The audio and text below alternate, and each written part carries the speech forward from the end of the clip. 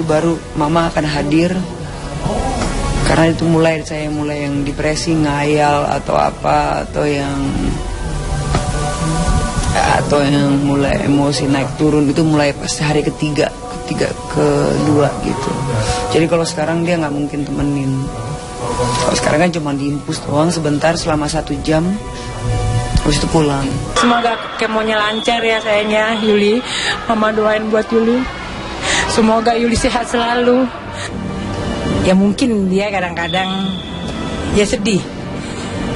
Sebenarnya mama juga nggak mau ngomongnya sedih. Jadi mama tuh kan kadang-kadang mama juga kasihan sama dia. Mama kasihannya. Mama kasihannya sama dia. Dia kerja juga. Dia udah harus kerja, habis kerja dia harus udah habis di rumah sakit, dia habis kemo, tetap dia harus kerja. Kamu juga sedih kadang-kadang, kasihan ngeliat dia gitu.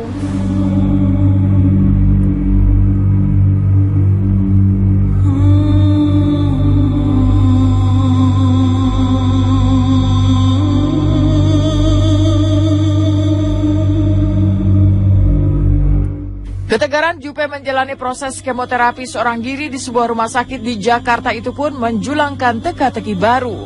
Pasalnya ketika menderita kanker serviks di awal di tahun 2014 lalu, Jupe total menjalani pemeriksaan medis hingga kemoterapi di sebuah rumah sakit elit di negeri Singapura. Tapi kini ketika kembali diguncang sakit kanker serviks untuk yang kedua kalinya, maka keputusan Jupe yang memilih menjalani kemoterapi di rumah sakit di Jakarta, Indonesia pun menjulang tanya. Ada apa dengan Jupe? Dikabarkan telah menjual mobil, bahkan rumah untuk biaya berobat. Mungkinkah ekonomi Jupe jadi terpuruk sehingga memilih untuk berobat di Indonesia dan bukannya di Singapura?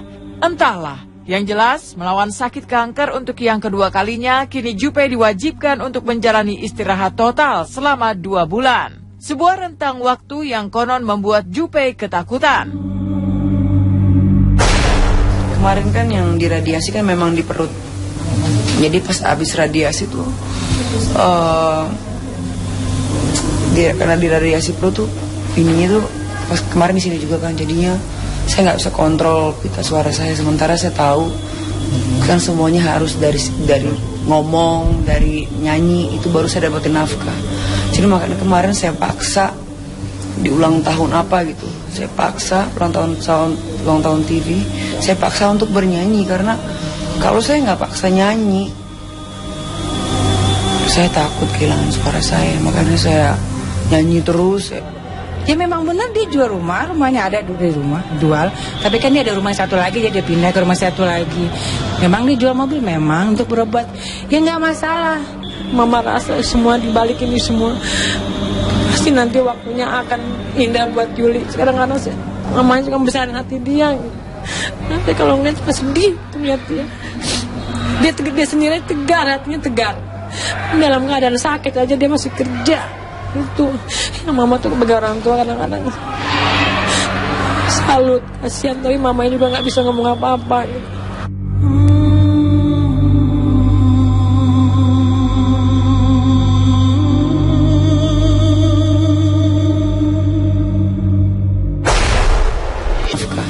Jadi makanya kemarin saya paksa di ulang tahun apa gitu, saya paksa ulang tahun TV, saya paksa untuk bernyanyi karena kalau saya nggak paksa nyanyi, saya takut kehilangan suara saya, makanya saya nyanyi terus. Ya memang benar dia jual rumahnya ada di rumah, jual. Tapi kan dia ada rumah satu lagi, jadi dia pindah ke rumah satu lagi. Memang dia jual mobil, memang untuk berobat. Ya nggak masalah. Mama rasa semua dibalik ini semua pasti nanti waktunya akan indah buat Yuli. Sekarang karena mamanya juga besarin hati dia gitu. Nanti kalau ngeliat pas sedih tuh lihat dia. Dia sendiri tegar, hatinya tegar. Dalam keadaan sakit aja dia masih kerja. Itu yang mama tuh sebagai orang tua kadang-kadang salut, kasihan, tapi mamanya juga nggak bisa ngomong apa-apa gitu.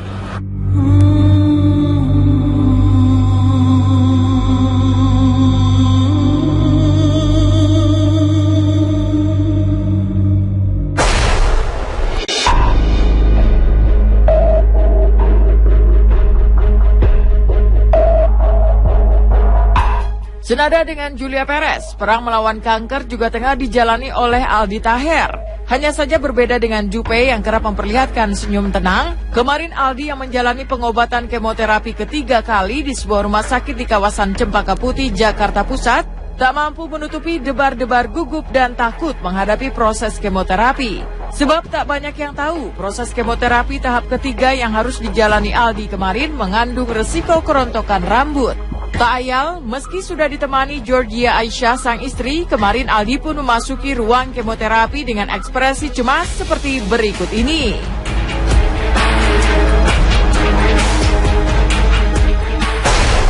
Jujur sih nervous ya, padahal udah kemo kedua, nilai ketiga. Aku bilang ke istri, saya pun nervous sih, wajar ya nervous ya. Karena kemonya nanti 11 jam. Dokter bilang sih, ya kalau masalah rontok tuh tergantung kondisi badan gitu. Bisa kemo kedua, ketiga. Tapi kalaupun nanti rontok rambutnya dan nanti efek kemonya rontok, ya udah ikhlas, bismillah gitu. Dan doain demi saya di bismillah. Doain ya temen-temen ya. Semangat. Nervous nih jujur saya.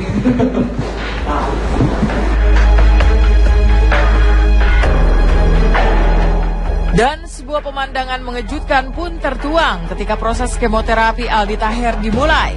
Pasalnya, jika selama ini Aldi mengaku memiliki benjolan di bagian leher, tapi ketika menjalani kemoterapi ketiga, sebuah benjolan terlihat tumbuh di bagian dada Aldi.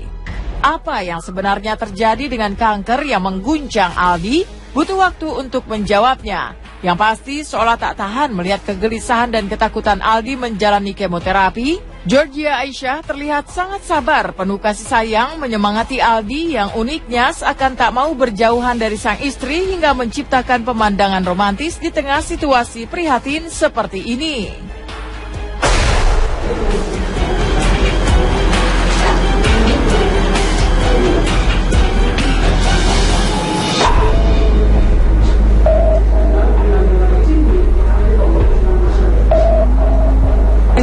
Rehydrasi dulu 3 jam dengan cairan jus ini dextrose 5%.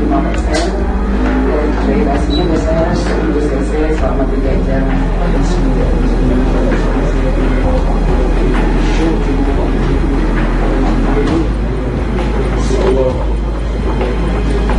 Allah.